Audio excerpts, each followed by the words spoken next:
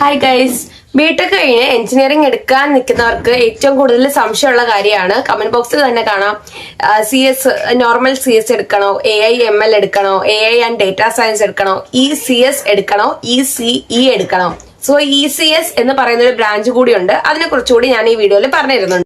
ഏത് branch choose ചെയ്യണം, ഏത് ബ്രാഞ്ചിലാണ് സാലറി കൂടുതൽ, ഏത് ബ്രാഞ്ചാണ് ടഫ്, ഫ്യൂച്ചറിൽ ഏതിനാണ് സ്കോപ്പ് കൂടുതൽ, ഇങ്ങനെയുള്ള കാര്യങ്ങളൊക്കെ എനിക്കറിയാവുന്ന രീതിയിൽ ഞാൻ റെഫർ ചെയ്ത് വെച്ചിട്ട് നിങ്ങൾക്ക് പറഞ്ഞുതരാം. നിങ്ങൾക്ക് കൂടുതൽ വീഡിയോസ് കണ്ടിട്ട് നിങ്ങൾ ചൂസ് ചെയ്താൽ മതി. ഓക്കെ, സോ ഫസ്റ്റ് നമ്മൾ പ്യുവർ ആയിട്ടുള്ള കമ്പ്യൂട്ടർ സയൻസ് എഞ്ചിനീയറിംഗിനെ കുറിച്ചാണ് ഞാൻ പറയാൻ പോകുന്നത്. ഞാൻ പഠിക്കുന്നത് പ്യുവർ ആയിട്ടുള്ള, അതായത് normal computer science engineering CSE ആണ്. ഇതിൽ നമ്മൾ മെയിൻ ആയിട്ട് ഫോക്കസ് ചെയ്യുന്നത് coding, software development, web app development, അതേപോലെ ഡേറ്റാബേസ്, ഓപ്പറേഷൻ സിസ്റ്റം, നെറ്റ്വർക്കിംഗ്. അപ്പോൾ സിമ്പിൾ ആയിട്ട് പറഞ്ഞാൽ സോഫ്റ്റ്വെയർ ബിൽഡ് ചെയ്യാൻ ഉള്ള ഒരു ബ്രാഞ്ച് ആണ് CS എന്ന് പറയുന്നത്. സോ ഇതിൽ കുറച്ച് കോർ ആയിട്ടുള്ള സബ്ജക്ട്സ് ഉണ്ട്. ഇതൊക്കെയാണ് നമ്മൾ നോർമൽ CSൽ പഠിക്കുന്നത്. ഇനി AI/ML എന്ന് വെച്ചാൽ artificial intelligence and machine learning. Okay, ഇത് CS പോലെ തന്നെയാണ്, പക്ഷേ AI സ്പെസിഫിക് ആയിട്ടുള്ള കുറച്ച് സബ്ജക്ട്സ് കൂടി ഇതിൽ വരുന്നുണ്ട്. ഇതിൽ machine learning, deep learning, NLP, computer visions, ഇതൊക്കെയാണ് വരുന്നത്. സോ AI സിസ്റ്റംസ് ക്രിയേറ്റ് ചെയ്യാനുള്ള ഒരു ബ്രാഞ്ച് ആണ് ഇത്.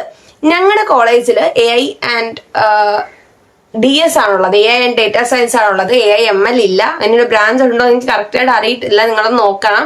സോ AI/ML എന്താണ് എന്ന് ചോദിച്ചവർക്ക് വേണ്ടിയിട്ടാണ് ഇത് പറയുന്നത്. നെക്സ്റ്റ് AI ആൻഡ് DS, ഇതാണ് ഞങ്ങളുടെ കോളേജിലുള്ളത്. ഇത് artificial intelligence and data science ആണ് ബ്രാഞ്ചിന്റെ പേര്. ഇതില് AI ഉണ്ട്, പക്ഷെ ഡേറ്റ സൈഡിലോട്ടാണ് ഇതിന് കൂടുതൽ ഫോക്കസ്, അതായത് ഡേറ്റ സയൻസിലാണ് കൂടുതൽ ഫോക്കസ് വരുന്നത്. ഇതിൽ നമ്മൾ പഠിക്കുന്ന data analytics, statistics, machine learning, അതേപോലെ ഡേറ്റ വിഷ്വലൈസേഷൻ. ഇപ്പോൾ ഡേറ്റ യൂസ് ചെയ്തിട്ട് ഇന്റലിജൻസ് ബിൽഡ് ചെയ്യാൻ പറ്റുന്ന ഒരു ബ്രാഞ്ച് ആണ് ഈ AI ആൻഡ് DS. ഇതെല്ലാ കോളേജിലും ഉണ്ടോ എന്ന് എനിക്ക് അറിയത്തില്ല. എന്റെ കോളേജിൽ എനിക്ക് തോന്നുന്നു 2-3 വർഷമായിട്ടുള്ള ബ്രാഞ്ച് ആണെന്ന് തോന്നുന്നു. അതിൽ കൂടുതലുണ്ടോ എന്ന് എനിക്ക് അറിയില്ല. സോ പുതിയൊരു ബ്രാഞ്ച് ആണ്, അല്ലല്ല 2 years അങ്ങാണ്ട് ആയുള്ള എന്റെ കോളേജിൽ തുടങ്ങിയിട്ട്. അപ്പൊ അത് താല്പര്യമുള്ളവർ അന്വേഷിച്ചിട്ട് പോണം കേട്ടോ. ഇനി ECS, ഇത് മിക്കവർക്കും അറിയാത്തൊരു ബ്രാഞ്ചാണ്. ഇതെന്ന് പറയുമ്പോൾ ഇലക്ട്രോണിക്സ് ആൻഡ് കമ്പ്യൂട്ടർ എഞ്ചിനീയറിംഗ് ആണ്. Electronics and computer science. ഇതിന്റെ പ്രത്യേകത എന്ന് പറയുമ്പോൾ ഇപ്പൊ നമ്മൾ ഇലക്ട്രോണിക്സ് മാത്രം പഠിക്കുന്നവരുണ്ട്, means ECE, electronics and communication engineering. ഞാനാണെങ്കിൽ CS, കമ്പ്യൂട്ടർ സയൻസ് എഞ്ചിനീയറിംഗ്. ഇത് രണ്ടും കൂടെ ചേർന്ന് വരുന്നതാണ് ECS, electronics and computer science. അത് എല്ലാ കോളേജിലും ഇല്ല, നിങ്ങൾ നോക്കണം. അപ്പൊ ഇലക്ട്രോണിക്സും കമ്പ്യൂട്ടറും കൂടെ ചേർന്ന് വരുന്ന ബ്രാഞ്ചാണ് ECS. ആക്ച്വലി ഇത് നല്ലൊരു ബ്രാഞ്ചാണ്. ഓക്കെ, അതായത് ഇപ്പൊ നിങ്ങൾക്ക് ഹാർഡ്വെയറും പഠിക്കാൻ താല്പര്യമുണ്ട്, സോഫ്റ്റ്വെയറും പഠിക്കാൻ താല്പര്യമുണ്ട്. അങ്ങനെയാണെങ്കിൽ നിങ്ങൾക്ക് പറ്റിയ ബ്രാഞ്ചാണ് ECS, രണ്ടിനോട് താല്പര്യം ഉണ്ടെങ്കിൽ.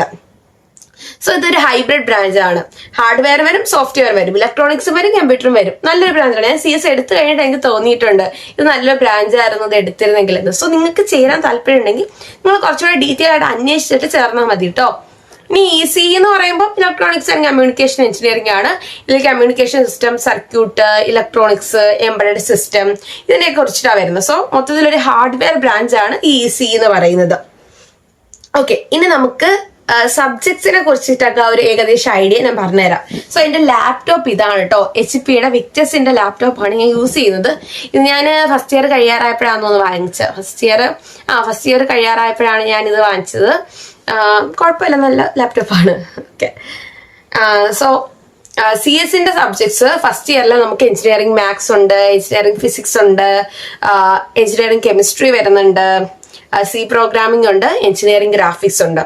ഇത്രയും മാത്രമല്ല, ഇത് നമ്മൾ പഠിച്ച നമ്മൾ മുന്നേ നമ്മുടെ +1 +2 ഹയർ സെക്കൻഡറി ക്ലാസ്സുകളിൽ പഠിച്ച കുറെ ബേസിക്സും എല്ലാ സബ്ജക്റ്റിന്റെ ബേസ് കാര്യങ്ങളുമാണ് നമ്മൾ ഇവിടെ പഠിക്കുന്നത്. ഡീപ്പായിട്ടൊന്നും ഇല്ല, എല്ലാത്തിന്റെ ബേസ് ആണ് ഇവിടെ നമ്മൾ കവർ ചെയ്യുന്നത്.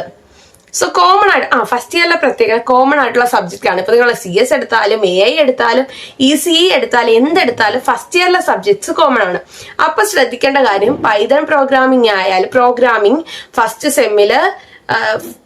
സെമ്മിലും ഫസ്റ്റ് ഇയറിലെ മിക്ക സബ്ജക്റ്റും കോമൺ ആണ്. അതായത് ഫിസിക്സ് ആയാലും കെമിസ്ട്രി ആയാലും മാത്സ് ആയാലും എല്ലാ ബ്രാഞ്ചുകാർക്കും പഠിക്കാനുണ്ട്. ഇപ്പൊ പൈതൺ പ്രോഗ്രാമിംഗ്, C പ്രോഗ്രാമിംഗും ആണെങ്കിൽ എല്ലാ ബ്രാഞ്ചുകാർക്കും, മെക്കാനിക്കൽ ആയിക്കോട്ടെ, ഇലക്ട്രോണിക്സ് ആയിക്കോട്ടെ, എല്ലാവർക്കും പഠിക്കേണ്ട ബ്രാഞ്ചാണ് ഇതെന്ന് പറയുന്നത്. സബ്ജക്ട്സ് ആണ് ഇതെന്ന് പറയുന്നത്, കോമൺ സബ്ജക്റ്റ് ആണ്. ഇനി സെക്കൻഡ് ഇയറിലോട്ട് വരുമ്പം നമ്മുടെ CS-ന്റെ കാര്യമാണ്. സെക്കൻഡ് ഇയറിലോട്ട് വരുമ്പോൾ നമ്മൾ കോർ സബ്ജക്റ്റിലോട്ട് പോകും. കോർ എന്ന് പറയുമ്പോൾ ഭയങ്കര ഇമ്പോർട്ടന്റ് ആണ്. നമുക്കൊരു ഇന്റർവ്യൂവിന് പോയാലും എന്തിനു പോയാലും നമുക്ക് ഭയങ്കര ഇമ്പോർട്ടന്റ് ആയിട്ടുള്ള ഒരു ടോപ്പിക്സ് ആണ്. അപ്പൊ ഇതെല്ലാം നമ്മൾ ബേസ് സെറ്റ് ആക്കി പഠിച്ചു പോകണം. സോ ഇവിടെ സെക്കൻഡ് ഇയർ സ്റ്റാർട്ടിങ്, അതായത് തേർഡ് സെം, ഇതിൽ നമ്മൾ പഠിക്കുന്നത് ഡിജിറ്റൽ ഇലക്ട്രോണിക്സ് ആൻഡ് ലോജിക് ഡിസൈന്, അതേപോലെ ജാവ പഠിക്കുന്നുണ്ട്. പ്രോഗ്രാമിംഗ് നമ്മൾ പഠിക്കുന്നത് ജാവ ആണ്. പിന്നെ data structures, computer data structure പഠിക്കുന്നുണ്ട്. പിന്നെ കറക്റ്റായിട്ട് ഓർമ്മ വരുന്നില്ല. ഇത്ര സബ്ജക്ട്സ് ആണെന്ന് തോന്നുന്നു കോറായിട്ട് വരുന്നത്. വേറെ ഉണ്ടോ? കോർ എന്ന് പറയുമ്പോൾ digital electronics and logic design, അതായത് സർക്യൂട്ടും കാര്യങ്ങളും ഒക്കെ പഠിക്കുന്നുണ്ട്. ലോജിക് ഗേറ്റ്സും കാര്യങ്ങളും അതിന്റെ കുറച്ച് ഇത്. പിന്നെ ജാവ അതിൽ പ്രോഗ്രാമിംഗ് ആണ്, കുറച്ചുകൂടെ ഒരു ഹയർ പ്രോഗ്രാമിംഗ് ലെവലാണ്. നിങ്ങൾക്ക് കേട്ടല്ലോ Java is simple but powerful അങ്ങനെയൊക്കെ പറയുന്ന പോലെ ജാവ. പിന്നെ ഡേറ്റ സ്ട്രക്ചേഴ്സ്, അത് ഭയങ്കര ഇമ്പോർട്ടന്റ് ആണ്. ബേസ് സബ്ജക്റ്റ് ആണ്. മിക്ക ഇന്റർവ്യൂവിലും ഡേറ്റാബേസിന്റെ ബേസ് വേണം. അപ്പൊ നിങ്ങൾ അത്ര പാഷനേറ്റ് ആയിട്ട് വരുന്നവരാണെങ്കിൽ ഇതൊക്കെ ശ്രദ്ധിച്ച് ബേസോടുകൂടി പഠിച്ചോണം. ഇനി സെക്കൻഡ് ഇയർ ലാസ്റ്റ് നമ്മുടെ ഫോർത്ത് സെം ഇപ്പൊ ഞാൻ കഴിഞ്ഞതേ ഉള്ളൂ. അവിടെ നമ്മൾ പഠിക്കുന്നത് കുറച്ച് കോർ സബ്ജക്റ്റ് ഉണ്ട്. Operating system, DBMS, database. ഇപ്പൊ നമ്മള് കുറെ പേരുടെ ഡേറ്റാസ് കളക്ട് ചെയ്തിട്ട് അതൊക്കെ നമ്മളിങ്ങനെ സ്റ്റോർ ചെയ്ത് വെക്കുന്നില്ലേ, അതാണ് ഡേറ്റാബേസ് മാനേജ്മെന്റ് സിസ്റ്റം. സോ അത് ഓപ്പറേറ്റിംഗ് സിസ്റ്റം. പിന്നെ നമുക്ക് ഈ സെമ്മിൽ എന്ന് പറയുമ്പോൾ നമുക്ക് എലക്റ്റീവ് ഉണ്ട്. എലക്റ്റീവ് മീൻസ് നമുക്കൊരു 4-5 ടോപ്പിക് വരും. അതിൽ നമുക്ക് ഇഷ്ടമുള്ള ഒരു വിഷയം ചൂസ് ചെയ്തിട്ട് പഠിക്കാം. ഈ ഇലക്റ്റീവും കൂടെ ചേർത്ത് നമുക്ക് മൊത്തം 6 സബ്ജക്റ്റ് ആണ് ഫോർത്ത് സെമ്മിൽ പഠിക്കാനുള്ളത്. ഇനി നമുക്ക് ഓണേഴ്സ് മൈനേഴ്സ് എന്നൊക്കെ പറഞ്ഞ് വരുന്നുണ്ട്. അതൊന്നും നിങ്ങൾ ഇപ്പൊ അറിയണ്ട, അത് അങ്ങോട്ട് വരാൻ നേരത്ത് നിങ്ങൾക്ക് പറഞ്ഞുതരാം. പിന്നെ ബാക്കി നിങ്ങൾ എഞ്ചിനീയറിംഗിലോട്ട് കയറി കഴിഞ്ഞിട്ട് ഞാൻ കുറച്ചുകൂടെ കാര്യങ്ങൾ നിങ്ങൾക്ക് പറഞ്ഞുതരാം. സോ പിന്നെ നമ്മൾ അങ്ങോട്ട് വരുമ്പോഴത്തേക്കും തേർഡും ഫോർത്തും ഇയർ ആകുമ്പോൾ AI, cloud computing, cyber security, web technologies, അതേപോലെ കമ്പൈലർ ഡിസൈന്, അങ്ങനെയുള്ള മൈക്രോ പ്രോസസർ, അങ്ങനെയുള്ള കുറെ കോർ സബ്ജക്ട് നമ്മൾ ഈ സെക്കൻഡ് ഇയർ മുതൽ ഇങ്ങോട്ട് ഈ 3 വർഷം പഠിക്കുന്നത് നമ്മുടെ കോറാണ്. അതായത് നമ്മുടെ ഇമ്പോർട്ടന്റ് ആയിട്ടുള്ള കമ്പ്യൂട്ടർ ബേസ്ഡ് ആണ്. നമ്മുടെ ഇമ്പോർട്ടന്റ് ആയിട്ടുള്ള കാര്യങ്ങളാണ് നമ്മൾ പിന്നെ പഠിക്കുന്നത്. നമ്മൾ കമ്പ്യൂട്ടർ നമ്മുടെ സബ്ജക്റ്റിലേക്ക് കയറി കഴിഞ്ഞു. ഇനി AI ML എന്ന് പറയുമ്പോൾ ഇതിൽ നിങ്ങൾക്ക് Python, data structure, probability, statistic, linear algebra, machine learning, deep learning, NLP, computer vision, data science, reinforcement learning, advanced AI, big data, project, AI plus maths. ഇതാണ് അതിൽ വരുന്നത്. ഇത്തരം കുറെയൊക്കെ സബ്ജക്ട് ഞാൻ പറഞ്ഞിട്ടുണ്ട്. ഇനി ഒരുപാട് സബ്ജക്ട്സ് ഉണ്ട്. ഇതൊരു റഫ് ഐഡിയ മാത്രമേ ഉള്ളൂ.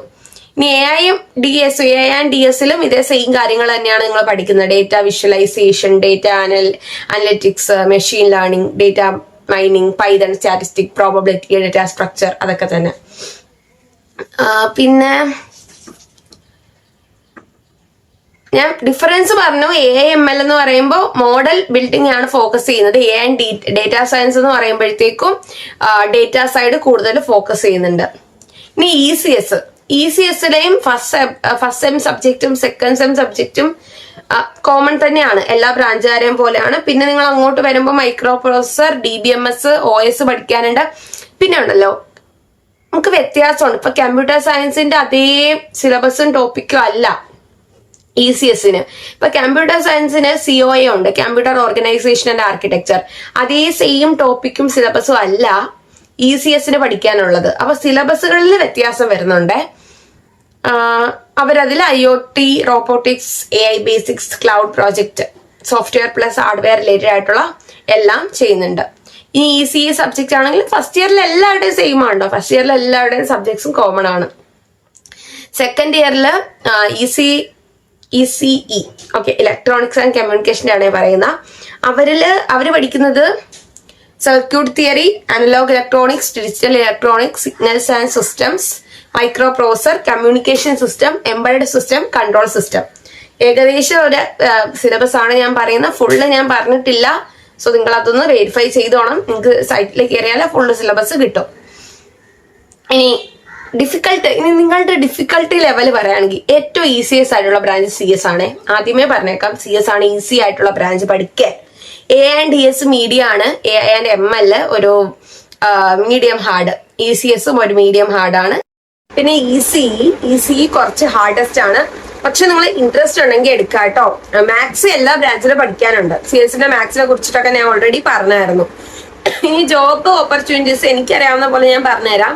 CS ആണ് നിങ്ങൾ എടുക്കുന്നെങ്കിൽ സോഫ്റ്റ്വെയർ എഞ്ചിനീയർ ആവാം, സോഫ്റ്റ്വെയർ ഡെവലപ്പർ ആവാം, പിന്നെ സൈബർ സെക്യൂരിറ്റി എഞ്ചിനീയർ ആവാം, വെബ് ഡെവലപ്പർ, ആപ്പ് ഡെവലപ്പർ, പിന്നെ ക്ലൗഡ് എഞ്ചിനീയർ ആവാം, അതേപോലെ കോഡിങ് പ്രോഗ്രാമർ ആവാം.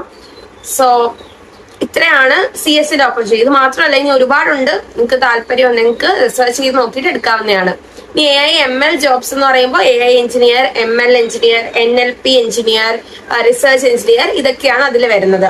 ദെൻ AI ആൻഡ് DS-ന്റെ jobs data analyst, data scientist, BI analyst, AI engineer. Then ECS-ന്റെ jobs embedded engineer, IoT developer, അതേപോലെ സോഫ്റ്റ്വെയർ എഞ്ചിനീയർ ആവാം, hardware engineer ആവാം. സോ എല്ലാം ഇങ്ങനെ എഞ്ചിനീയർ ചേർന്ന് വരുന്നതല്ല. പൊസിഷൻസ് മാറും. ഒരു കമ്പനിയിൽ തന്നെ നിങ്ങൾക്ക് പല പൊസിഷനിൽ വർക്ക് ചെയ്യാം. ജൂനിയർ ആയിട്ടും സീനിയർ ആയിട്ടും കുറേ പോസ്റ്റുകളുണ്ട്.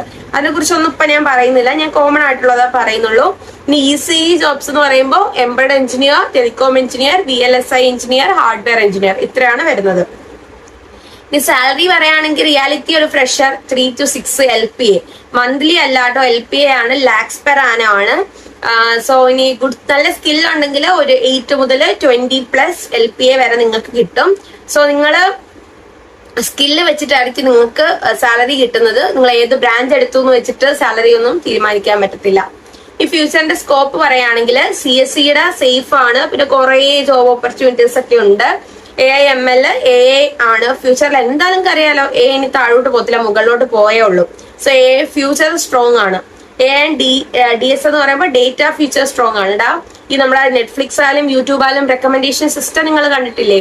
നമ്മള് കുറച്ച് ഇപ്പൊ എന്തെങ്കിലും ഒരു റീല്, ഇപ്പൊ ഇൻസ്റ്റഗ്രാം തന്നെ എടുത്താൽ നമ്മളിപ്പോ എന്തെങ്കിലും ഒരു റീല് കണ്ട് ലൈക്ക് ചെയ്യുക, ഷെയർ ചെയ്യുക ചെയ്താൽ പിന്നെ നമുക്ക് വരുന്നതെല്ലാം ആ നീഷ് ബേസ് ചെയ്തിട്ടുള്ള റീൽസ് ആയിരിക്കും. അപ്പൊ ഇതാണ് നമ്മുടെ റെക്കമെൻഡേഷൻ സിസ്റ്റം.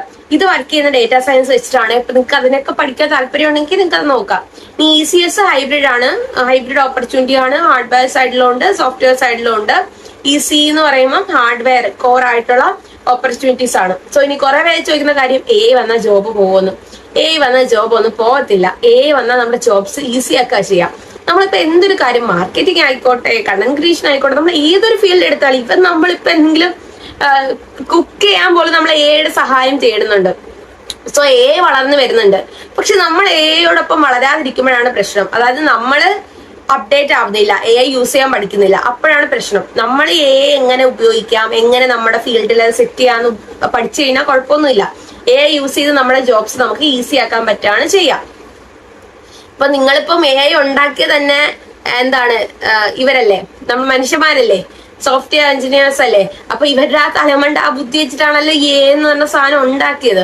അപ്പൊ അതേപോലെ സ്കില്ലുള്ള ഡെവലപ്പേഴ്സ് നമുക്ക് ഇനിയും വേണം. അതിനൊന്നും പകരം വെക്കാൻ ഒരിക്കലും AIക്ക് പറ്റൂല. സോ നിങ്ങൾ ഓരോന്നും എപ്പോഴാണ് ചൂസ് ചെയ്യേണ്ടത്? CS നിങ്ങൾ ചൂസ് ചെയ്യേണ്ടത്. നിങ്ങൾക്ക് കോഡിംഗ് ഒക്കെ ഇഷ്ടമാണ്, വെബ്സൈറ്റ് ഉണ്ടാക്കാനും ആപ്ലിക്കേഷൻ ഉണ്ടാക്കാനൊക്കെ ഇഷ്ടമാണ്, നിങ്ങൾക്ക് നല്ല ക്രിയേറ്റിവിറ്റി ഉണ്ട്, സൈബർ സെക്യൂരിറ്റി ഫീൽഡിൽ വർക്ക് ചെയ്യാൻ ഇഷ്ടമാണ്, പിന്നെ ഒരുപാട് ജോബ് ഓപ്പർച്യൂണിറ്റീസ് വേണം, ഇങ്ങനെയൊക്കെ ഉണ്ടെങ്കിൽ CS എടുക്കാം. ഇനി AI ML എന്ന് പറയുമ്പോൾ നിങ്ങൾക്ക് AI-നെ കുറിച്ച് കൂടുതൽ AI-നെ ഇഷ്ടമാണ്, അത് എങ്ങനെയാണ് യൂസ് ചെയ്യുന്നതെന്നൊക്കെ പഠിക്കാൻ താല്പര്യമുണ്ട്. പിന്നെ മാത്സ് ഇൻട്രസ്റ്റ് ഉണ്ടെങ്കിൽ മാത്രം AI എടുക്കാം. കാരണം AI-ൽ കുറച്ച് ഹാർഡസ്റ്റ് ആയിട്ടുള്ള മാത്സ് ഒക്കെ വരുന്നുണ്ട്. ഇനി AI ആൻഡ് DS എന്ന് പറയുമ്പോൾ അതിൽ ഡേറ്റ അനലിറ്റിക്സ് ഇഷ്ടമാണെങ്കിൽ, അനാലിസിസ് ഇഷ്ടമാണെങ്കിൽ, ഞാൻ പറഞ്ഞല്ലോ റെക്കമെൻഡേഷൻ സിസ്റ്റം അതിലാണ് വർക്ക് ചെയ്യുന്നത്. അതേപോലെ ഒരുപാട് കാര്യങ്ങളുണ്ട് ഡേറ്റാ സയൻസിൽ വർക്ക് ചെയ്യുന്നത്. സോ അത് ഇഷ്ടമാണെങ്കിൽ നിങ്ങൾ അത് എടുക്കാം. ECS എടുക്കാൻ നിങ്ങൾക്ക് സോഫ്റ്റ്വെയർ ഹാർഡ്വെയർ ഇഷ്ടമാണ്. ഇപ്പൊ സോഫ്റ്റ്വെയറിൽ ഇപ്പൊ നിങ്ങൾക്ക് സോഫ്റ്റ്വെയർ ഹാർഡ്വെയർ രണ്ടും ഇഷ്ടമാണ്. അത് രണ്ടും കൂടെ ചേർത്ത് നിങ്ങൾക്ക് എന്തെങ്കിലുമൊക്കെ ബിൽഡ് ചെയ്യാൻ താല്പര്യം ഉണ്ടെങ്കിൽ നിങ്ങൾക്ക് ECS എടുക്കാം. ഒരു എക്സാമ്പിൾ പറയുകയാണെങ്കിൽ, ഇപ്പോ ഞങ്ങൾ മിക്ക CS പിള്ളേരുടെ പ്രശ്നം എന്ന് വെച്ചാൽ ഞങ്ങൾക്ക് സോഫ്റ്റ്വെയർ ആപ്പ് വെബ്സൈറ്റ് ഒക്കെ ഉണ്ടാക്കാൻ അറിയാം. പക്ഷെ നിങ്ങളൊന്ന് ഓർത്ത് നോക്കേ, ഇപ്പൊ എന്തെങ്കിലും എനിക്ക് പെട്ടെന്നൊരു എക്സാമ്പിൾ ഓർമ്മ വരുന്നില്ല.